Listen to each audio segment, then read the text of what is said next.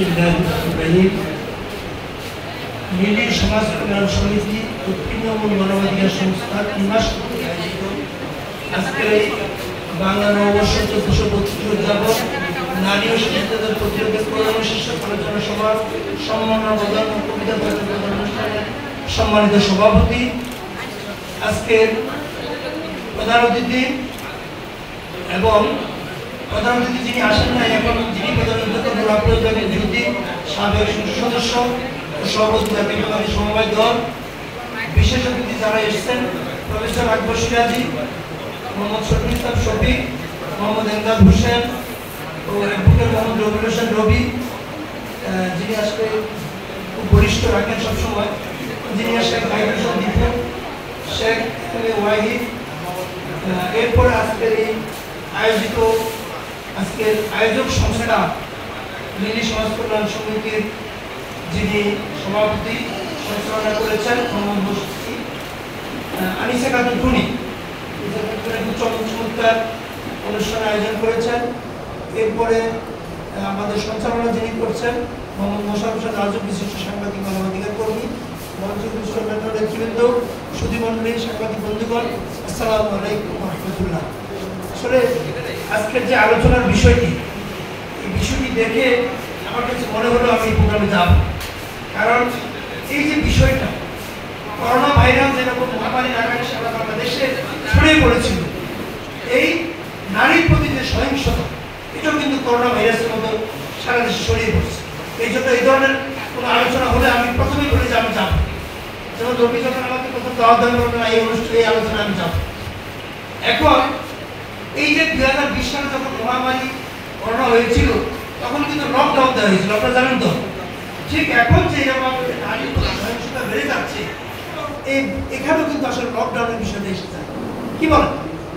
আমরা যদি একটা রিপোর্ট দেখি যে 2020-এর জানুয়ারি থেকে অক্টোবর পর্যন্ত মানবাধিকার ও আইন সহায়তা ক্লিনিক একটা রিপোর্ট দিয়েছে, তাদের কাছে কতটা অভিযোগ আসছে আপনারা জানেন? 25,660টা অভিযোগ দাখিল করা হয়েছে।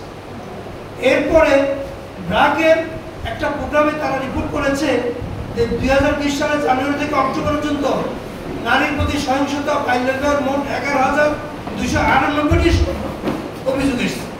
এরপরে 2019 সালের তুলনায় এটা কত? 24% বেশি। তাহলে এইভাবে ধাপে ধাপে কত হয়েছে? এরপরে পল্লী সমাজের সদস্যরা তারা একটা রিপোর্ট দিয়েছে, তারা 530টি বাল্যবিবাহ প্রতিরোধ করেছে, যেটা গত বছরের তুলনায় 219% বেশি।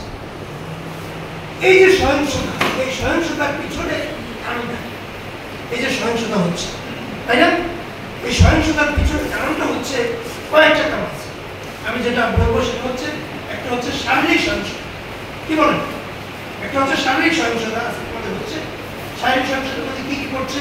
মারামারি করে লাঠি মারে, তারপরে অন্য কোনো শারীরিক শক্তি প্রয়োগ করা হয়, করে নারীদের প্রতি করা হয়।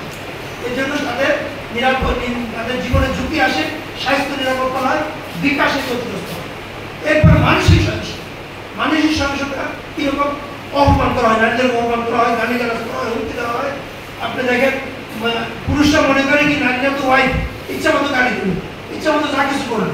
এই যে মানসিক সহিংসতা। এরপরে কি হচ্ছে? আরেকটা কি?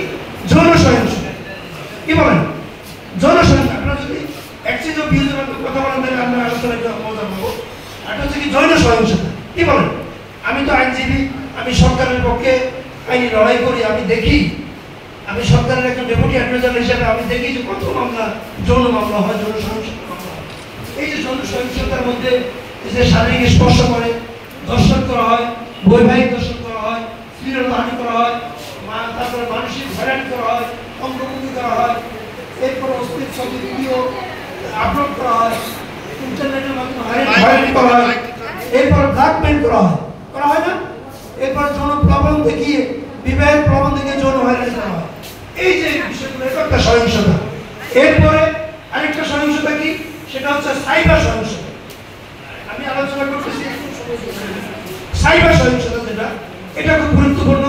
আপনি দেখেন ইচ্ছাকৃত বা অনিচ্ছাকৃতভাবে কারণ শারীরিক বা মানসিক ক্ষতি করার যে চেষ্টা করা, এটা একটা সহিংসতা। এটা ইন্টারনেট এবং সামাজিক গণমাধ্যমে এটা ছড়িয়ে পড়ছে। এরপরে আরেকটা সহিংসতা কি, সেটা হচ্ছে বাল্য বিবাহ। এই যে বাল্য বিবাহ, আপনি দেখেন পাত্র পাত্রী দুজনে অপ্রাপ্ত বয়স্ক, কিন্তু 1 বছরের কম। যেমন আমরা দেখি পুরুষদের 1 বছরের কম হলে, নারীদের ক্ষেত্রে 18 বছরের কম হলে বিয়ে করা যাবে না। কিন্তু এই যে বাল্য বিবাহের কারণে তাদের মানসিক শারীরিক সহিংসতা, নৈতিক ধরনের শিকার হচ্ছে। এরপরে আরেকটা সহিংসতা, সেটা হচ্ছে কি পারিবারিক সহিংসতা। কি বলেন? পারিবারিক সহিংসতা কি রকম? যে পরিবারের সদস্য বা পরিবারের কোনো প্রাক্তন সদস্য দ্বারা শারীরিক মানসিক নির্যাতন করা হয় না। পরিবারের মধ্যে এখানে খালাতো ভাই, মামাতো ভাই, চাচাতো ভাইদের দ্বারা নারীরা নিগৃহীত হয়, সহিংসতা পড়ে। এরপরে এই যে সহিংসতা হচ্ছে, এরপরে আরেকটা সহিংসতা কি আর্থিক সহিংসতা। আর্থিক সহিংসতা কোনটা? যে কোনো ব্যক্তি তার আর্থিক যে অধিকার থেকে বঞ্চিত করা হয়, তাকে কি করা হয়? অর্থ উপার্জন থেকে বিরত রাখা হয়, প্রয়োজনীয় চিকিৎসা দেওয়া হয় না, শিক্ষা চাকরি দেওয়া হয় না, এই বিষয়গুলো হচ্ছে। এরপরে আরেকটা সহিংসতা কি, সেটা হচ্ছে মানব পাচার। মানব পাচার হচ্ছে কিনা কি বলেন? এই যে সারা দেশে যে মানব পাচার হচ্ছে, কোনো মেয়েদেরকে অনিচ্ছাকৃতভাবে তাকে যৌনকর্মে নিয়োগ করা হয়, তারপরে নিপীড়ন করা হয়, শ্রম আইনের শ্রমিকদেরকে শোষণ করা, মেয়ে শ্রমিকদেরকে। এরপরে অনাকাঙ্ক্ষিত পর্যায়ে তাকে ক্রয় করা হয়, সংগ্রহ করা হয়, বিক্রয় করা হয়, এরপরে স্থানান্তর করা হয়, চালান দেওয়া হয়, আটক করা হয়, লুকিয়ে রাখা হয়। এই যেগুলো এগুলো হচ্ছে।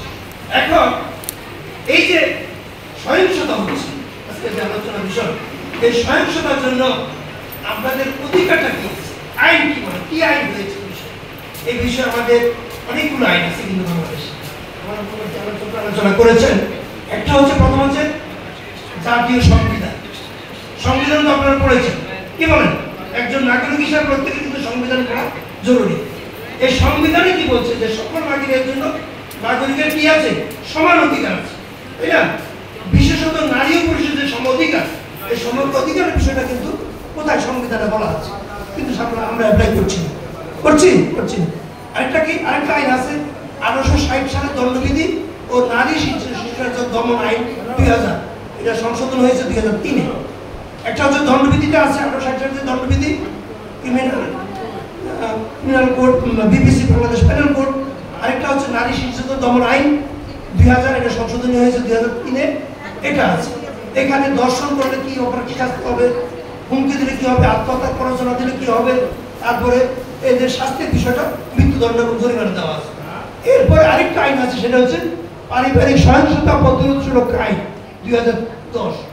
এই যে পরিবারে যে সহিংসতা হয়, এই সহিংসতা প্রতিরোধের জন্য একটা আইন 2010 আছে। এখানে এই যে সহিংসতা, যে পরিবারের মধ্যে যে সহিংসতা হয়, সেটা প্রতিরোধের জন্য আইনটা। এরপরে আরেকটা আছে ডিজিটাল সুরক্ষা আইন 2018, এটাও দণ্ডবিধি 499 ধারা, 499 ধারায় মানহানির বিষয়টা আছে। এরপরে শিশু আইন আছে 2013, আরেকটা আছে প্রতিবন্ধী ব্যক্তির অধিকার সুরক্ষা আইন 2013। এরপরে যৌন হয়রানি প্রতিরোধ আইন, যৌন হয়রানি প্রতিরোধ হাইকোর্টের কিছু নির্দেশনা আছে। এরপরে দর্শন প্রমাণের সহায়তা হাইকোর্টের 18 দফা একটা নির্দেশনা আছে। বাংলাদেশ সুপ্রিম কোর্ট হাইকোর্ট বিভাগ একটা 18 দফা নির্দেশনা দিয়েছে। এরপরে টু ফিঙ্গার টেস্ট হাইকোর্টের নিষেধাজ্ঞা আছে। এই আইনগুলো আমাদের কি আছে নারী, এই যে আপনার যে সহিংসতা, এই সহিংসতার বিষয়ে কিভাবে আপনি প্রতিরোধ করবেন, এই আইনগুলো আছে। এটা কিন্তু আমরা অনেকে জানি না, জানি এটা জানতে হবে আমাদের এই সমাবেশ সেমিনারের মাধ্যমে। এরপরে এখন যদি কোথাও সহিংসতা হয়, তাইলে আমরা কোথায় যাব? কোথাও আমরা সহিংসতা হলো, আমরা অনেকে এগুলো জানি না। নারী ও শিশুর প্রতি যদি সহিংসতা হয়, তাহলে আপনি ফোন করবেন কোথায় জানেন? 109 নম্বর। কত নম্বরে? 109 নম্বর। তারপরে শিশু সহায়তা কেন্দ্রের নম্বর হচ্ছে 1098, আর জরুরি যদি কোনো সেবা চাইতে 999। এরপরে আপনি বিনা খরচে যদি সরকারি আইন সহায়তা চান, তাহলে কত? 16430 আপনি ফোন করবেন। এরপরে যদি ঢাকা মেট্রোপলিটন পুলিশের কাছে যদি আপনি কোনো জরুরি সহায়তা চান, সেখানে একটা নাম্বার আছে।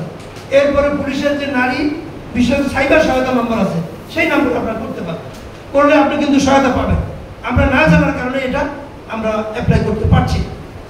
এরপরে কেউ যদি দর্শনের শিকার, আমাদের সমাজে অনেকে দর্শনের শিকার হয় না। আমাদের দেশটা হলো এমন যে কেউ যদি দর্শিত হয়, সে কিন্তু দর্শিত নারীদের মধ্যে প্রায় 60% নারী তারা কিন্তু আদালতে যায় না। কেন যায় না? চিন্তা করে যে যদি আমার তো বিয়ে হতে হবে, পরবর্তীতে যদি কোনো সমস্যা হয়। কিন্তু কেউ দর্শনের শিকার হলে আপনাকে কতগুলো সরকার কিছু দিয়েছে, সেটা হচ্ছে কি আপনি দর্শনের শিকার হলে প্রথম আপনি 109 নম্বর আছে, নারী ও শিশুর বিরুদ্ধে সহিংসতা ঘটলে আপনি 109 নম্বরে ফোন করে বা 999-তে ফোন করে আপনি যদি সাহায্য চান আপনাকে সহায়তা করা হবে। এরপরে আপনাকে কি করতে হবে, নারী যদি কোথাও দর্শন হয় তাহলে আলামত সংগ্রহ করতে হবে। কি করতে সংগ্রহ করতে হবে? আলামত, যেমন কাপড়, চুল, অপরাধী শনাক্ত করা শক্তিশালী প্রমাণ। এরপরে যাতে এগুলো কিন্তু কাপড় এবং কি চুল এই দুটো আপনারা কিন্তু আলামত হিসেবে রাখবেন। সেই সঙ্গে যিনি দর্শনের শিকার হয়েছেন তাকে কি করতে হবে, মেডিকেল পরীক্ষা করানোর আগে তাকে গোসল করানো যাবে না। তাকে কি করা যাবে না? গোসল করানো যাবে না। গোসল করলে কিন্তু আলামত নষ্ট হয়ে যাবে।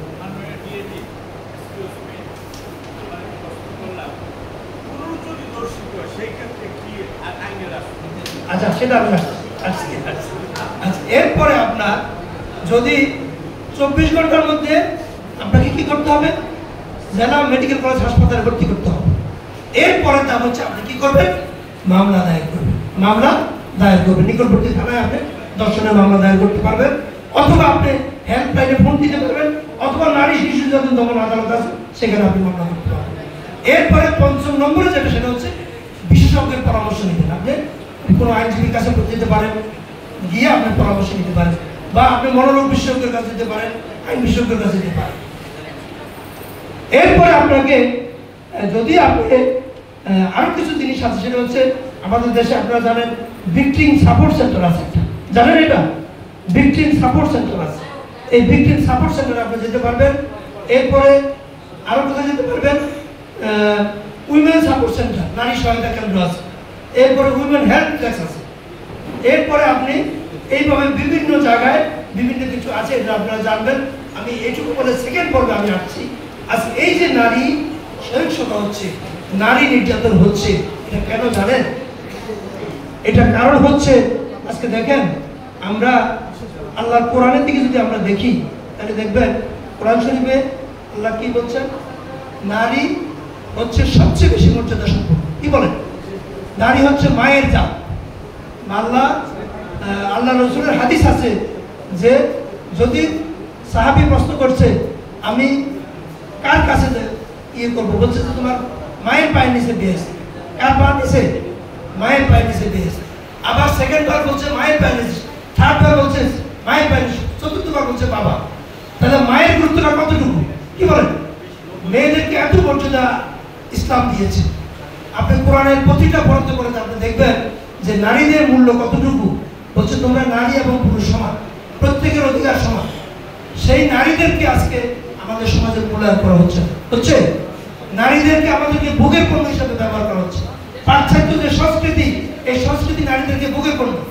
নারীদেরকে বিভিন্ন জায়গায় কোনো অনুষ্ঠানে কোনো কিছুতে নারীরা নাচবে, নারীরা গাইবে, আমরা দেখবো নারীদের ভোগের পণ্য। কিন্তু নারী কিন্তু ভোগের পণ্য হিসাবে আমরা সৃষ্টি করেন করছেন।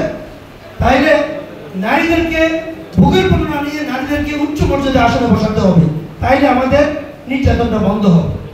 সেকেন্ড হচ্ছে যে, আমি শেষ করে দিচ্ছি সময় মতো। সেকেন্ড হচ্ছে এই যে আপনি আল্লাহ রাব্বুল আলামিন অসংখ্য নবী রাসূল পৃথিবীতে এসেছেন, আসছেন না? আদম থেকে শুরু করে অসংখ্য নবী রাসূল পৃথিবীতে এসেছেন। সবাই কিন্তু একটা কথাই বলছেন যে আনিবুদুল্লাহ ওয়াস্তানিবুত তাগুত, তোমরা তাগুতের পথকে পরিহার করে কোথায় আসো? আল্লাহর পথে আসো। আল্লাহর পথটা কি? আল্লাহর পথটা হচ্ছে এটা, যেটা যুগে যুগে নবী রাসূলরা এসে যে প্রতিষ্ঠা করেছে। আজকে দেখেন আমাদের সমাজের মধ্যে আমরা আল্লাহ আমাদেরকে কেন সৃষ্টি করেছেন? হ্যাঁ, কোরআন শরীফে আল্লাহ বলছেন ওমা খালাকুল জিন্না ওয়াল ইনসা ইল্লা লিয়াবুদুন, আমি জিন এবং ইনসানকে সৃষ্টি করেছি কি জন্য? ইবাদতের জন্য। কি বল?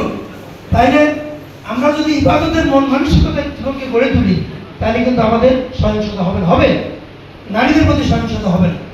আমরা যদি নৈতিকতা বোধ গ্রহণ করতে পারি তাহলে নারীদের প্রতি সহিংসতা হবে না। কাজেই আমাদেরকে একটি জায়গায় আসতে হবে, আমাদের নৈতিকতাপূর্ণ একটি সমাজ আমাদেরকে বিনির্মাণ করতে হবে। কি বলেন? দীর্ঘদিন ধরে ফ্যাসিবাদ আমাদের উপর চেপে বসেছে। এই ফ্যাসিবাদীকে শেষ করে দিয়ে গণতান্ত্রিক পন্থা একটি জনগণের কল্যাণমূলক রাষ্ট্র আমাদেরকে গঠন করতে হবে। কি বলেন? আজকে দেখেন দীর্ঘ 17.5 বছর ধরে আমরা ভোট দিতে পারি পারছি? আমরা ভোটের অধিকার আমাদের ছিল না, কথা বলার অধিকার ছিল না, চলাচলের অধিকার ছিল না। মানুষদেরকে কোথায় নিয়ে গেছে?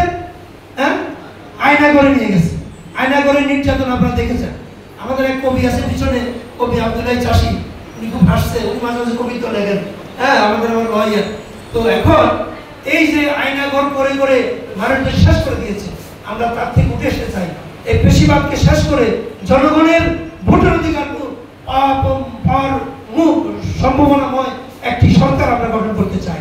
আমরা এই দেশকে 1961-1969 গণ অভ্যুত্থান, 71 স্বাধীনতা সংগ্রাম এবং 24 যে নতুন আন্দোলন, নতুন যুদ্ধ, তার আলোকে আমরা একটি সুখী সমৃদ্ধশালী দেশ করতে চাই। যদি সুখী সমৃদ্ধশালী একটি দেশ গঠন হয়, তাহলে আমরা এই নারীর সহিংসতা রোধ, নারী নির্যাতনে আমাদের যে আমরা যে চিন্তা করেছি সেটা সম্ভব হবে। সবাইকে ধন্যবাদ জানাচ্ছি, কৃতজ্ঞতা জানিয়ে আমার কথা শেষ করছি। আসসালামু আলাইকুম ওয়া রাহমাতুল্লাহ।